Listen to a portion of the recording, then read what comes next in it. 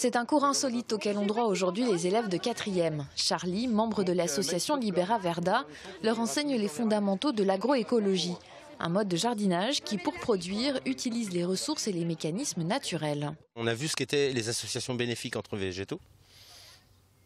Donc par exemple, c'est de l'entraide entre les végétaux. Et par exemple, là on a mis du maïs et du haricot, un rame.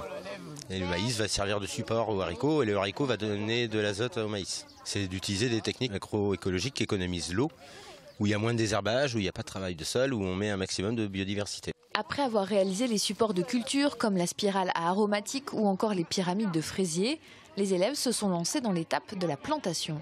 J'ai commencé par retourner la terre, enfin pas la retourner mais l'aérer en la soulevant un petit peu. On a planté des poivrons, des fraisiers, des haricots rames il me semble, et du maïs à popcorn. Et parmi les légumes, ce ne sont pas les plus connus que les élèves manipulent. Nous on travaille que sur légumes reproductibles, donc tout ce qui est ici, il n'y a pas d'hybride, donc sur des vieilles variétés pour pouvoir les préserver aussi. Une fois en terre, les plantations sont recouvertes avec de l'herbe sèche ou des feuilles, car en agroécologie, il n'y a jamais de sol nu. Autant de techniques que les élèves ont bien l'intention de faire partager à leurs parents. Ma mère, elle aime bien jardiner, du coup je vais lui dire quelques astuces comme ça. Des lasagnes de différentes matières les unes sur les autres et de la paille par-dessus pour garder la terre au frais et toujours humide.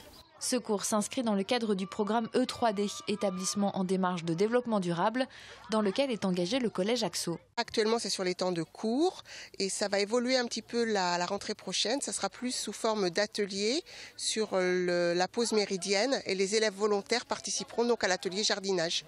D'ici à la rentrée prochaine, ce sont les enseignants et les jeunes de la maison de quartier qui prendront le relais pour entretenir le jardin.